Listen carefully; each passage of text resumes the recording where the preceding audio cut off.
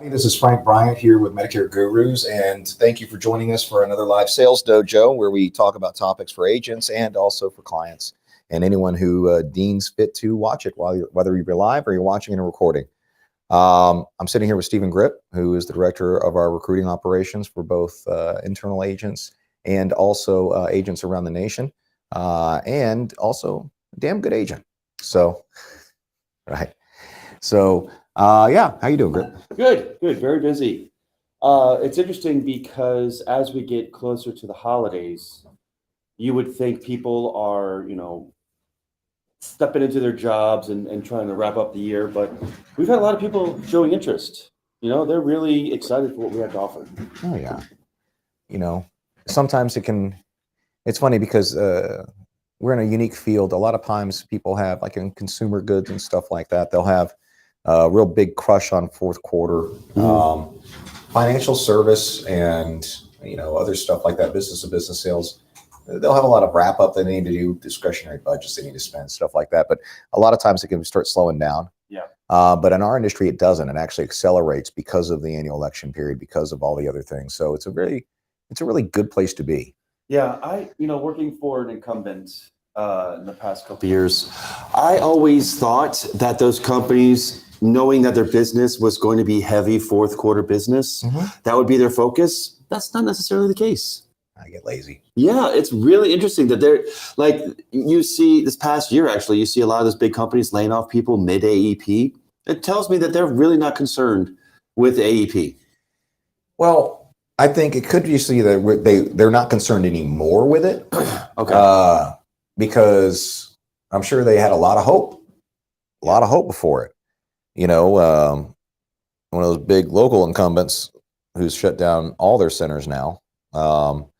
I'm pretty sure some of them were holding on going, yeah, this will turn it around. But the problem is you didn't put any effort in all year. Yeah. You didn't do anything to get ready for it, and you were just going to rely on it because you got lazy. Yeah. And when it doesn't materialize, that's when they lay off mid AEP. Yeah. I'm seeing that there's a trend in these companies really pushing into having retention departments, very robust retention departments. Now, you and I both know, that's not what we do. But do you foresee that, not playing devil's advocate so much, but do you see that paradigm shift in this company saving business, or do you think they're going to continue to sink? Oh, they're going to continue to sink. I mean, it's a zero-sum game. You're dealing with a population that gets smaller over time just due to age, mortality. So you have to be replacing that business and growing it.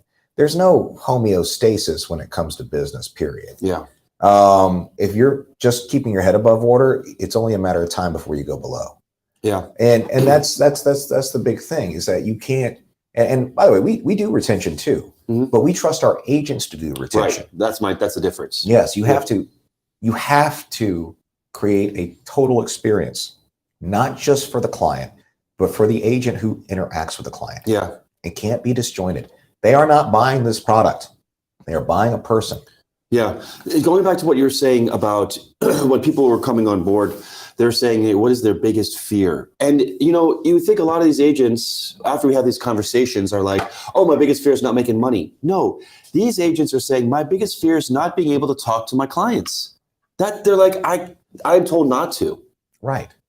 And it's like, that is mind-boggling.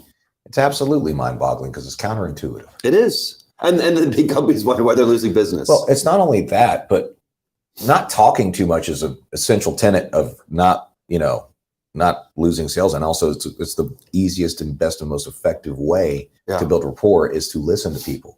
But what they're also saying is well, you're spending too much time with them. And that means that they're going to rush you to try to get what you need to get out of your mouth and then get off the phone. Right. And you're not going to listen to this person who's a person on the other line. And that's endemic of if you tell your people to treat their customers, the people that are paying your bills like that, then it is already happening, or it's only a matter of time before you treat everyone in the organization like that. The training that we have for our agents, not just script training or anything like that, but is there, and I've seen some videos and I've incorporated some videos, but is there that concept that is going to be ingrained into their training experience that, look, you have been talking to clients in such a way where you want to close them. you are trying to enroll them in a policy? Is there something in our training where we go, look, that is only a part of the journey. Your job is to create this lifelong experience with this client because we want them to stay with us for their life and their Medicare existence. Well, the art of closing and the concept of closing has just been muddled over the years. It's never been really fully defined in a way that's good. But I'm a closer. That's a concept that I never really agreed with because you really shouldn't have to close. Mm-hmm. You take the time to develop that relationship and how did it happen organically, right? It can happen in 20, 30 minutes. Mm-hmm. It can also take 2-3 hours, right? Right. But the key is that you have to have the freedom and the mobility as a person, the agency of movement to actually make that happen in an organic fashion. If you try to close doors, people, they're not dumb. Right? This whole kick that happened that was way overused several years ago. You remember that thing where everyone's like, it's neuro-linguistic programming, NLP, Yes. NLP, yes. NLP. Garbage. Is that right? Garbage. Yeah. General basic concepts of repetition, reinforcement, things of that nature, they're good in very, very, very small doses. Right? But the other stuff, it was way too much. Do you think that's a good engine to start someone that really doesn't know what they're doing? No. Why? No, the best, because what you do is you put them on the wrong foot, period. Okay. I can't go to a boxing match and try to stand on my hands. Yeah. I'm not going to learn anything because I'm just going to fail objectively every time. The things that I tweak aren't the fundamental cores that need to be there. You need to set a foundation to build a career off of. Yeah. Not try to immediately put up, like the first thing you don't want to do is try to put a solar roof on a house when you haven't even poured a foundation. Yeah. Those things are tricks. They're gimmicks. And sometimes some of them work a little bit, but they only work if you have an established architecture to attach them to. Okay. So going off of that, do you think that in sales, maybe in our business, is there differentiation? No. Really? There's not anymore. Why is that? Because, well, what was Napoleon Hill thing?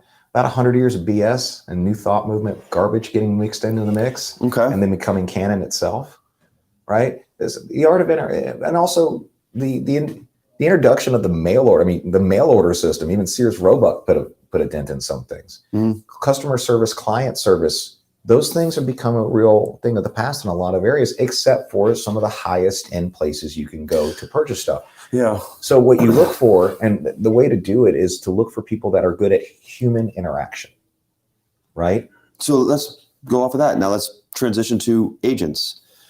Human interaction is very, very important when it comes to sales. I mean, that's the basis, foundation. But do you feel like we talked earlier in this conversation about trends moving forward and incumbents losing their ground? Do you feel that the human interaction is still going to be the way of the telephone? For the people that are going to be successful, yes. Okay. Listen, there's not going to go away. People have been saying sales jobs and sales positions are going to be going away since Sears came out with a mail order catalog. Yeah. Right? And then it was, oh, well, they can just do radio advertising. We can reach everyone. They can just order in. Oh, the telephone's here. The telegraph's here. All this other stuff. Now that's the internet. Now it's online. Now it's Amazon. Right? Or they still, according to the world, Amazon should have put us all out of business a decade ago. Mm-hmm. We're still here. Yeah. Still making more money than we ever have. Right? Mm-hmm. And in fact, the counter was true. When Amazon and the internet came out, they weren't getting that much traction. So they instituted concepts that they actually found in the financial and insurance industry, which is a downline. It's an affiliate program. Mm-hmm. 25% of all internet business conducted is affiliate programs. In other words, human beings selling online products or links or that trust to other human beings. 1/4 of all internet traffic. That's a lot. Yeah. So, and it's actually growing now. So I personally think that when you have that big portion of people that literally just waiting for someone to say, hey, you should try this, we're never going to have that problem.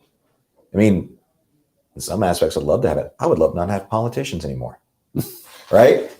Yeah. But that's what that is. That's a human interaction. So look for people and look for in your own development. If you really want to get good at this, get good at getting people to talk to you. How do we improve that? How do we improve the human interaction in our business? Do we train the salesman, or do we let the salesman and saleswomen, do we let them cultivate their own way of communicating with people?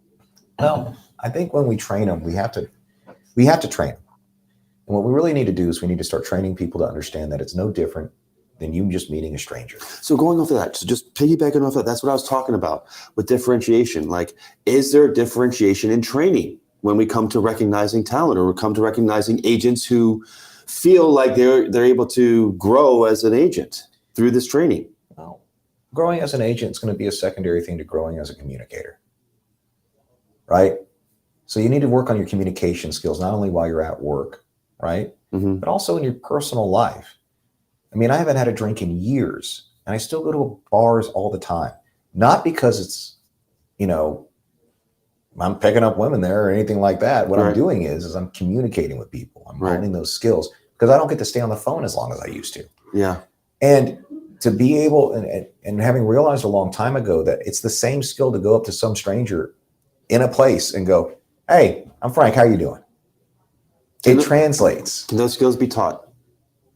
They can be honed. Explain. So the thing people have to understand is that you can't really teach something that already is an essential survival component that's innate. built into. It's innate. Yeah. We are communicators. We vocalize. We also pick up on cues and all sorts of physical cues and things like that. That's why it's important to try to smile on the phone, because you can tell it. That's why it's important to sit up straight or stand. Yeah. That's why I have a camera on my desk, so I can look at another human being, which is myself. Yeah. In an interaction. No, it helps. So what I'm doing is I'm mirroring what normal interaction is. And to do that, you have to practice normal interaction. So when we talk about training, I can tell you what to say. I can do all this other stuff. But what I really want you to do, what I really want to help out on, is make sure that you can develop those skills that you already have and hone those and then apply those. Yeah. Have you ever had a situation, being in the business this long and working with agents coming and going?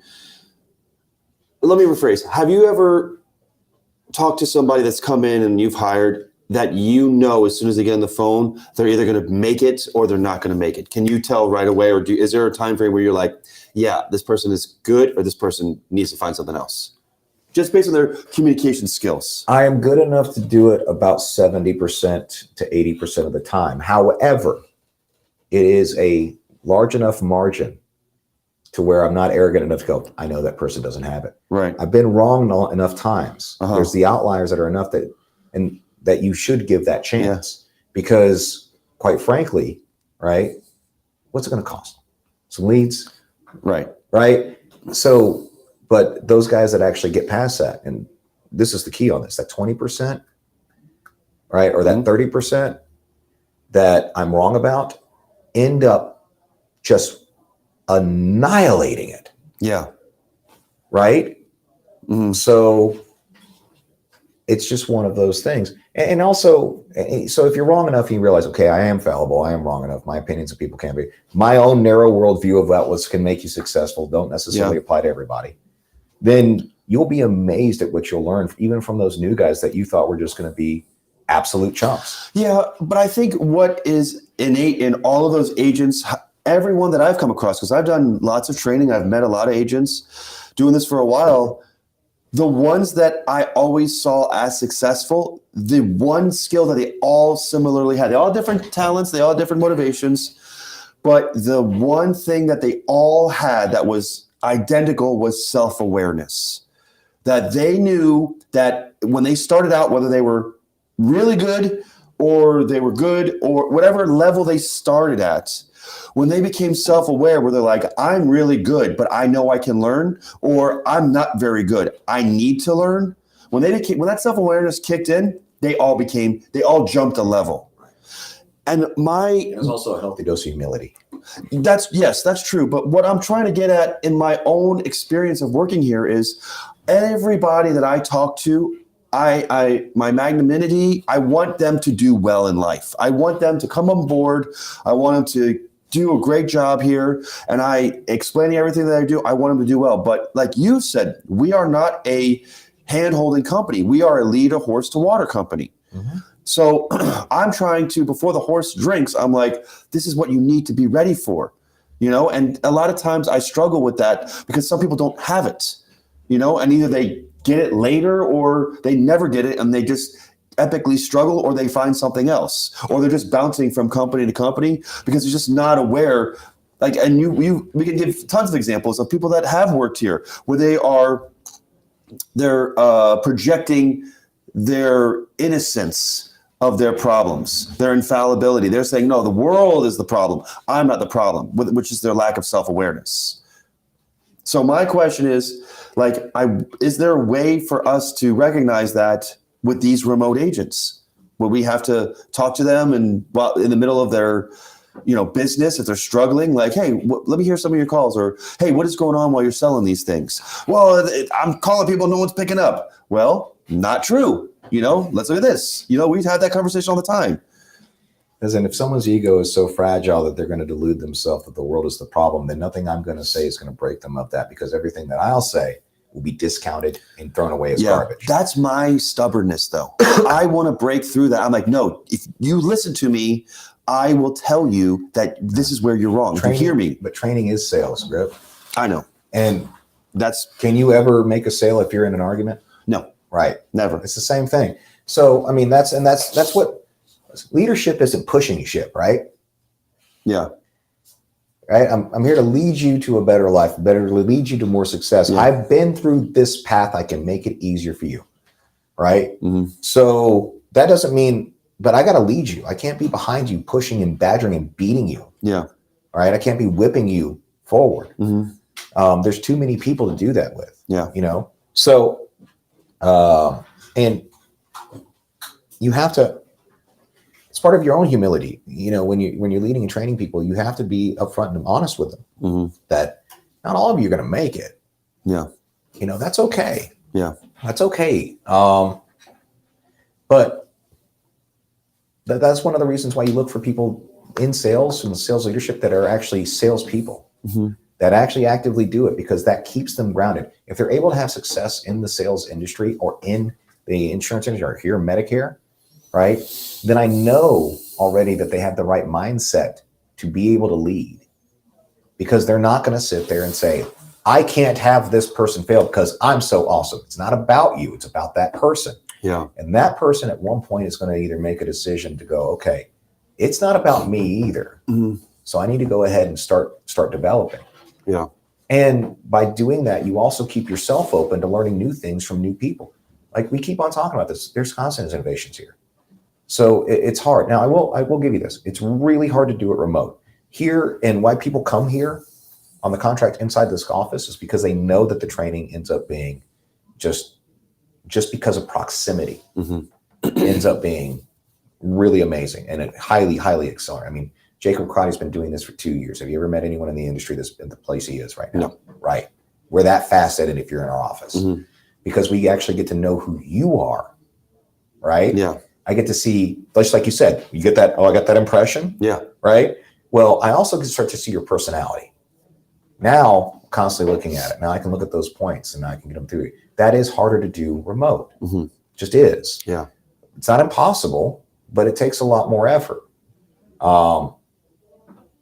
So yeah, there is going to be a difference, and there is a difference between training someone remote or not. With remote, we just got to give them all the love and all the attention humanly possible. Yeah. I think what's going to be really helpful is the community aspect. Oh yeah. Because there's nothing out there like that. Right. There's going to be opportunities for agents, and this is not a self-promotion. This is the reality. Like, they're going to be able to have real conversations with other agents to talk about like what's going on. Oh yeah, that story yesterday was funny too. But you'll have some people on there that'll be just the negative Nancy's or the toppers. I hate that concept. Like when Jacob was saying yesterday, give him a long, detailed explanation of underwriting principles and things of that nature. Wasn't even complete. We were even talking about it. Yeah. But you look for people, and if you want to find people that help communicate with you and grow, don't look for the guy that goes, "Oh, you just call the underwriter." Yeah. First off, Jacob puts up 6 to 7 a day regular. He doesn't have time to spend 45 minutes on hold. Right. Right. Yeah. So, if if you got time to do that, you ain't selling enough. Right. B, right? Right. But B, no, let's look at how you get interacted. You just dismissed one of the industry leaders. Right. The industry leaders, you just said, right? Pull a little smart ass move. Yeah. It's like you don't know who you're talking to when you talk to Jacob Right. Friday. So you turn around, you dismiss that, then you turn around and shut off any further conversation. Let's look at other people who give feedback or comment on those kind of things, but build on them. Let me ask you this. Let's talk about Jacob for a second, since he's not here, so we can talk behind his back. What was he like when he first started? All right. So Jacob came in. He's all business, right? He was working for the Texas Stars hockey team. Right. He was working in marketing. And, right. Yeah. Very smart man. I actually came in. I always dress in a suit. He was in a 3-piece suit. Yeah. He was ready. Right. Yeah. He's the only guy because like we're in Austin, Texas. It's pretty lax sometimes. I come in and there are people like in shorts and jeans. I go, no, right. Sorry. But he came in, he was ready to go. From my previous business sales experience, I recognized a lot of what he was saying and doing. But I saw he'd already put it together. He'd already put it together like, man, if I keep on doing what I'm doing, I'll keep making 6 figures. I'll never make more. And I'm kind of tired of the network as it is. I feel bottled in, right? Because it's a good old boys network when it comes to sports promotions like that. And to see that kind of intuitive thought, I was like, man, this guy can be real good. Yeah. And then when he first came in, he just sat down on the phone and started just listening and taking the script. I knew he was one of the ones where I was like, yeah, he's going to be, literally in the first couple of days, I was like, yeah, he's going to be better than I am. I mean, seriously. Yeah. He started at the same age. That just doesn't waste time. He doesn't. That's one of the things I really liked about him. Yeah. Because time's the most important commodity I have. Yeah. And he's the same age as when I started. And I said, man, this guy is 5 years going to be way past me. Yeah. And that's what you want in a business. Well, it only took him 2 years to take a position. It took me 5 to get. Yeah. Right? Right. So, I mean, that's big. Yeah. You hear him when he talks to his clients too. He listens. Yeah. Right? He's funny. He's self-deprecating. He has a good view of himself. Yeah. He's gone through a lot of pain in life. Yeah. You don't go through some of that shit he's been through and don't develop the empathy needed to communicate. Yeah. So he's strong. He's tough. All those things I recognize in him right away. And I'm really happy that I was right. Yeah. But then again, flip side of the coin, I was wrong about you. You do admit that. No, man. I mean, like that's why I say it. I mean, you were one of the 20% that did so exponentially better than most anyone that I turn around and go, I can't go off of that initial deal. How many times like you developed lifelong or really deep relationships with people that you initially didn't like? Oh, I would say the majority of them. Right. Yeah. So you can't, and I'm really good at reading people. So mine's not even the majority, but it's enough to go, you have to give everyone a shot. They're going to surprise you. You surprised me. And I was like, I don't know. He's coming from this corporate environment. Oh, eHealth. He's supervisor. Right. I know my view of supervisors, talked to enough of them, you know, and I was jaded on that. And then you came in and you started learning so damn fast and just started accelerating so fast. And then the guy that was the hot shot that came in with you, I was like, that guy's going to be great. Out 2 weeks. Yeah. Could not accept training. Could not accept that he did it wrong. So, or that he was just shooting himself in the foot. And everyone was telling him. You were telling him. Right? Yeah. And so, yeah, that's the thing on there, right? So just got to give people a chance. That also goes to your clients too. You got to give your clients a chance. You got to give them a chance in the first 2 minutes. Or get them to give you a chance. That's it. Yeah, I mean that makes more sense. You got to give them a chance. You know, and that's listen. I'll go to one of our agents here. He's been on the phone about a couple months now, if 2 months. But Mike, he sounds so much better because what he's learning is that he comes from car sales, so he has that car sales vibe. You know, trying to engage him. But as he's learning, he's like, oh my goodness. The only thing I have is my voice. He's a very big presence. He's really like gregarious and fun and great sense of humor. And then he realized like, oh, they don't see that. They only hear me. So he started to change the tone and the timbre of his voice to be more like direct, Right. and like not have to like persuade them via, cajoling. It was more of a, hey, let's be direct here. And he's putting up 2 a day now. Right. Which is fantastic. He was going from like 1 a week. Right. With hand holding to 2 a day, just because it clicked with him. Right. And that's also another important part about our structures, right? We have to give people time to develop. All right. And I like to grow people. Mm-hmm. I don't like to build them. Yeah. So if I build them, they're never going to be anything but what I think they should be. Yeah. And that's not a place to be. Yeah, it isn't. I mean, this job is hard. But what? I don't know. I've held out in construction before, and I've had I was an air traffic controller too. No one dies. But that's the point, though. Like, I'll never forget. It was like month 4. I was at Go Medicare prior to when we got bought out. And I was just getting incrementally better and better and better, just because I was just understanding the sales process and becoming like more confident on the phone. Cantu was a great salesperson. He was, yes. But I remember like that 4th month, it just clicked. Right. And everything in my tone and my presentation changed. I was like, oh, I don't have to put my foot on the gas. Like, I could just sit and talk to these people. And the sales process is just a process. Mm-hmm. It's not the way. Right. It's just a means to an end. Right. And then what happened when eHealth bought them? I'm not going to talk about eHealth, but no. You already talked about Go Medigap. What happened? What happened when the corporate overlords came in? Well, I think what they did. This is my observations. I think that what they did was they knew that they needed Medicare supplement business, right. And they needed Medicare supplements on the books. Right. So they're like, "How do we do that?" And then Kevin and Cantu went to them and said, "Here's our book. Here's what we do. This is our methods." By the way, both awesome dudes and really smart. Yes. So they said, here's how we do things. So eHealth is like, okay, this is a good idea. And what they did was they absorbed it and they squelched it and they broke and it. They burnt it. Right. Now you have to go and read all these compliance statements that are not compliance statements because they don't exist. They're just made up. Now you have to spend less time on the phone with your clients. Now you have to do, they incorporate metrics that are just obscene. So it's a slow burn to zero. Mm-hmm. Yeah. It wasn't even that slow. But that's why I think that they're trying to use the retention department to hammer in those blocks. They got to keep them. Yeah. Because now the acquisition's gone so high on them, they have to keep them for a long time to just make the money back on them. Yeah.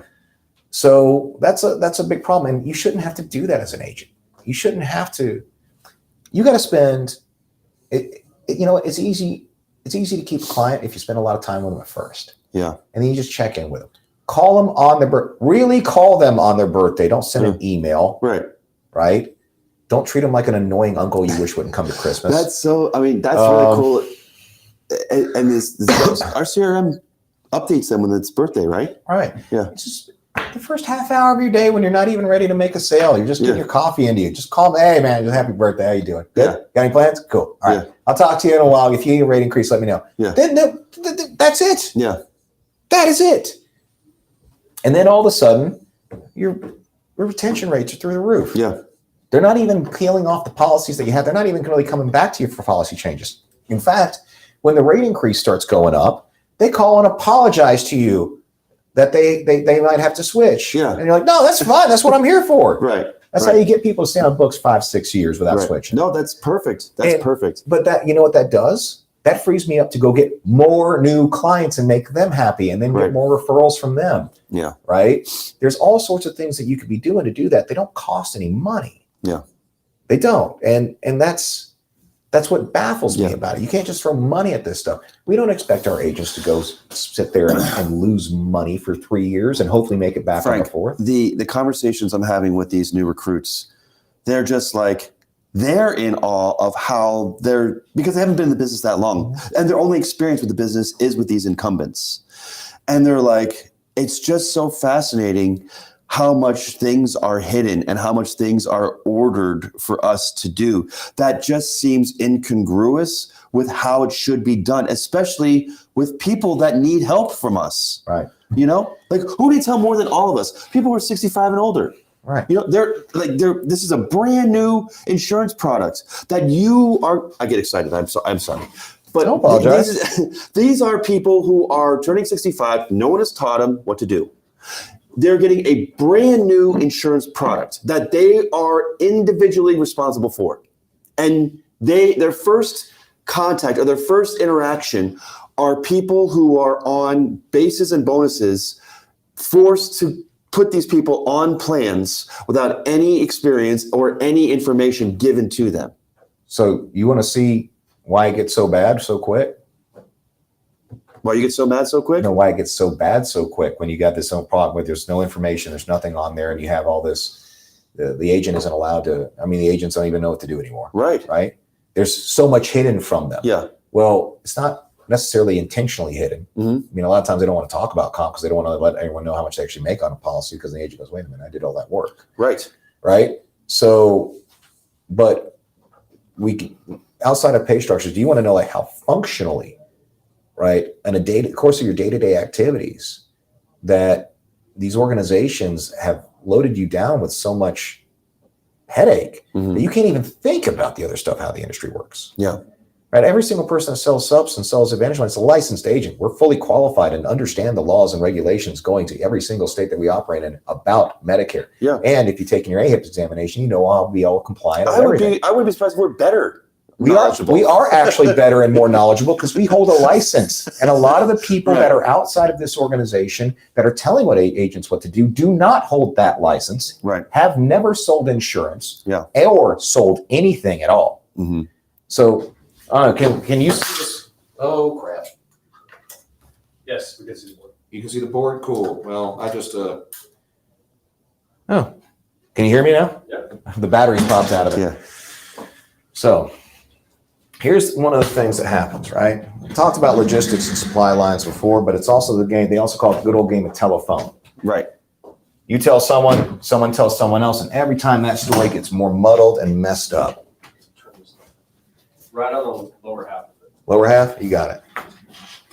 Lower half's fine, man. You don't need to move that. All right. Where can you see from? Here? About right there. Yeah. All right. Do that. All right. So we are an agent. You, me, hopefully some people watching. Mm-hmm. We are infinitely qualified to go straight to an insurance carrier. Right. And get all the compliance materials, all the applications, get the contract done, get sold, and get paid directly at street level. Immediately. We can be an authorized representative of the insurance company. As soon as that's paid. Right. Yep. And make sure that we are able to service our clients. Right. And have a fiduciary duty to that insurance company. Right. Legally, that's what we are. Yep. We have to go through continuing education. Yes. Varying amounts every 2 years. Yeah. We have to pay for those licenses. We have to do all that. That is us. Mm-hmm. We are the insurance professional. So right now, you could be independent. With a company, be captive. Now, I don't recommend you're captive because you're putting all your eggs in one basket. Mm-hmm. But that's a direct line of communication. Mm-hmm. I'm assuming that says agent. Yeah. I write like a 2-year-old. So, company agent. There's not a lot of interference there, right? Now, what happens in organization structures that you have company. Incumbent, basically. Yeah. Then you have exec, guy that gets the contract.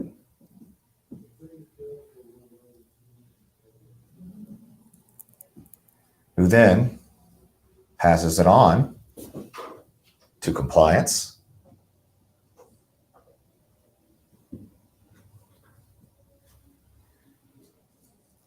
That's close enough. Compliance. Then passes it on to legal. Mm-hmm.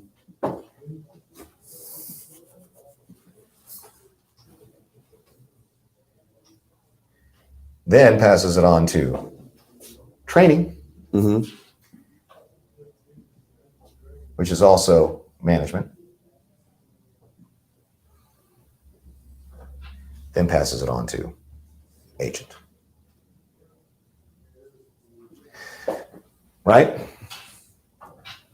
You can Now, also every put- you once in a while, here's the funny thing about this. Every once in a while, you'll have a unicorn like you who actually came from agent to getting into management. Yes. But there were also other people in your organization that were on the same level you that never sold a policy. Right.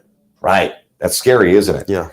So this guy right here knows what he's doing. All of these other people don't.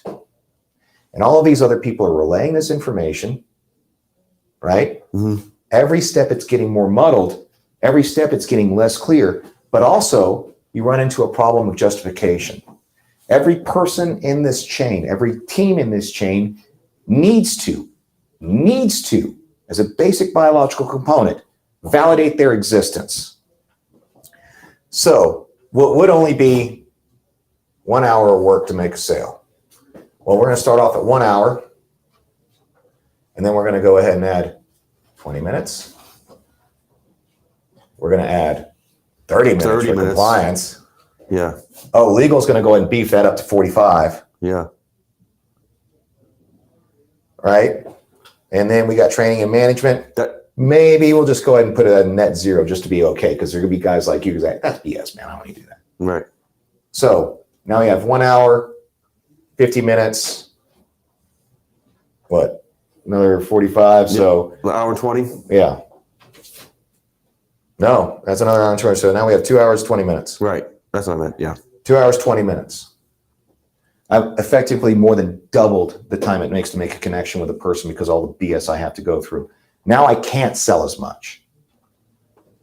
All right. Mm-hmm. How many legal statements that you had that are completely useless? The legal statements on the application. You have to read a third-party marketing organization agreement that is 3 lines from CMS. Mm-hmm. What are we doing?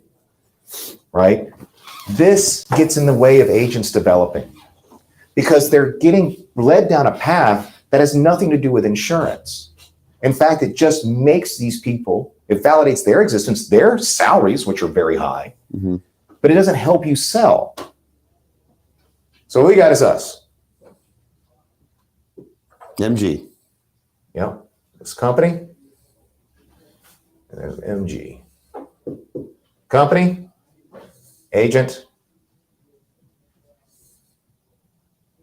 agent.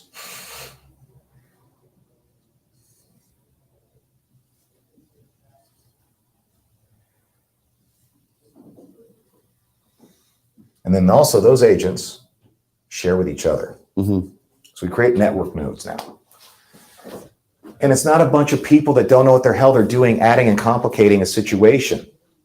It's people that are actually practically doing it, reinforcing good behaviors, teaching people faster, more effective ways of doing things so they can spend more time with clients. This has broken the industry. This call center right here broke the industry. You saw it, and it's short term. They don't last long, right? It's a churn factory. Right. Now, this model still exists today. It's not effective. It's not necessarily great for agents, but it's been around for 100 years. Well, the people that do the first one, those are people that have a lot of liquidity to start. Like they are getting into it with a lot of Or very, very low living expenses. That's why a lot of kids get into that. interesting. Really? Young people always end up going with captive shops like bankers and shit like that. It's just one of those things because they go out and an agent will recruit them and they'll go right along with an agent and stuff. And it's not great. Generally speaking, what they do is they hire en masse, they put them in a class and then they'll, well, for lack of a better term, they'll abandon their ass. But You there's mean an like agent in there. is that like a life insurance model? Primarily life insurance. Okay, that makes more sense. Right. Yeah. This call center. Yeah. Bam. Yeah.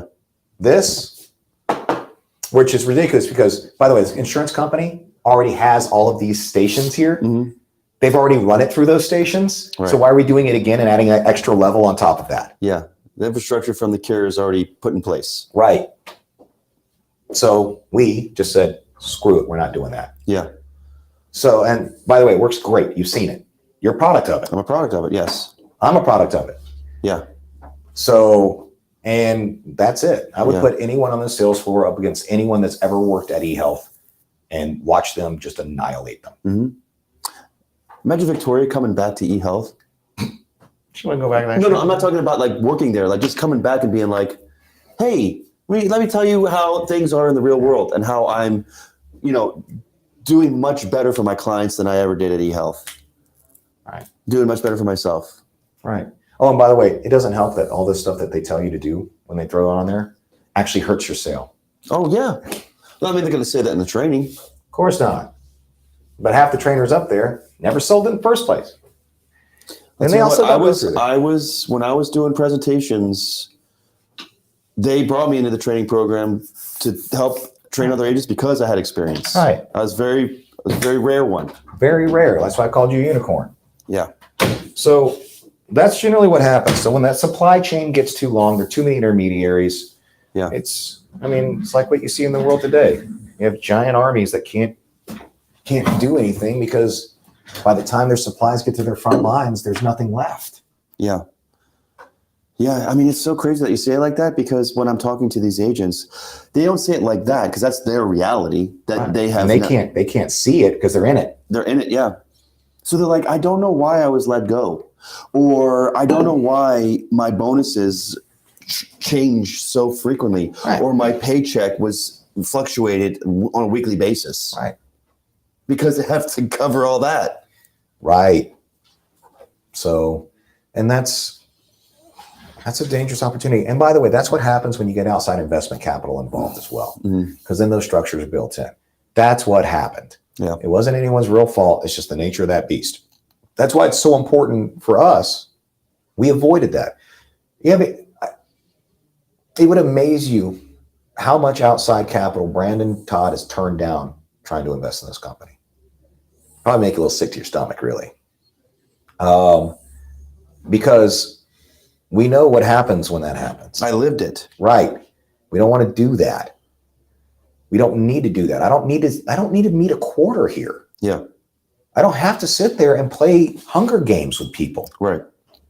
Right. I don't have to sit there and rely on the changing of the stock. Right. Or better yet, how about this? I don't have to sit there and rely on like, hey man, I need you to go do mundane, useless work so we can justify your existence. No, because really what I need you for is that one thing, that one time a month where it's like clutch, go get grip. Yeah. Right. That's it. And that's what you're there for. So it's one of those things where you really see that staving away from the fast money, the outside investment capital and all this other stuff has protected us, which is now allowing us to pass on those truths to agents. Right. You think we could ever give an agent the deal we give out our career agents outside if we were dealing with outside investment capital? Not the total package. You think we could even give them the comp? No. We couldn't even do the basic fundamental of that because they want a return. Yeah. And I get it. It's just not healthy. But sorry we went on that tangent on there, but that's what happens. That's good. That's a different animal to see where that world is. And I think it's important that they kind of know what those structures are so they know what they're leaving or what they're getting into. Yeah. If someone wants to go work at one of those shops, I'm not going to stop them. And a lot of people do make money at them for a time being. I have a lot of good friends that are still there. And you know what's crazy is that it's unfortunate because they're top producing agents. So the bias is feed them the leads and keep them in-house. I think everyone should operate in their own best interest, even if it's not according to their view, even if I don't agree with it, but I have a different outsider perspective. Yeah. So, and I'm not going to sit there and berate and yell at someone saying, I can't believe you're still doing that. Man, that's their reality. I'm not going to change it. Yeah. I feel bad for the folks that have recently gone and thought they were safe and aren't. Yeah. And then got let go just recently. I feel bad because that's going to hurt clients ultimately because there's a lot of fantastic agents out there that are going to exit the business. Mm-hmm. And it's already a business that's in very, very critical shortage of experienced, good, honest, ethical agents. Yeah. That's why we're, one of the great side effects of what we're doing is we're trying to grow that core, that common core. We're trying to save them. Right. And we're trying to grow another foundation for an industry that is way underserved. Yeah. Right. I would love to have more competition out there that compete with us, but they're not there. Not yet. They're getting there. Yeah. So. You want to end there? Yeah. Sure. Okay. You got anything? No, that's good. That's good. It was just, the fire the kindling starts to get hot when we talk about stuff like this with me. Well, I mean, It's good. It's sometimes, I mean, most people that are watching this or have watched this will be like, whatever. But trust me, you're in this business for a few years, not even a whole lot, not even like me. You get into it for like maybe 2, 3, you start kind of seeing that. Yeah. You start seeing your friends go, I don't know how you can make money of that. I sit there and go, I don't know how you can't make money doing this. Mm-hmm. This is one of the funnest, easiest thing. I get to talk to old people all day, and I get to learn from them. Best stories ever. Yeah. Right. Agreed. So, and I like waking up every morning and having mailbox money. It's nice. Plus, I like being in an industry, in a business. I don't have to apologize for what I do. Yeah. No one's ever looked at me and said, I can't believe you helped my grandmother with Medicare. Yeah. It's true. It's like you said, honest people, they make it. Right. And if you're honest and you're strong about your convictions, you don't have to rely on gimmicks. Yeah. And then you can start seeing the world for what it is and what it should be. Then you can recognize those great opportunities, take advantage of them. That's true. So I would just say, hey, anyone actually getting out there and want to get into this business, or anyone's been in this business or has been in this business in the past and wants to re-enter it, just take your shot. Right? You don't have to come with us. That's fine. That's your choice. Just make sure you find someone that's operating your best interest. If you want to know more about that, want to know more about anything that we do here, feel free to reach out to us. Grip, you got that? My mind's blanking. Phone number? Phone number, yeah. Yes, it is 512-717-9404. That's right. And that is for agents that want to work in our career segment, which is a remote position available from anywhere in the continental United States. We're having an upcoming, it took a couple weeks, but we're having our next orientation coming up, and we want to get people ready for that next orientation. Excellent. Yep. Excellent. All right, guys. Well, this has been Frank Bryant, Stephen Grip. You guys have a wonderful day. Now shut up and get selling.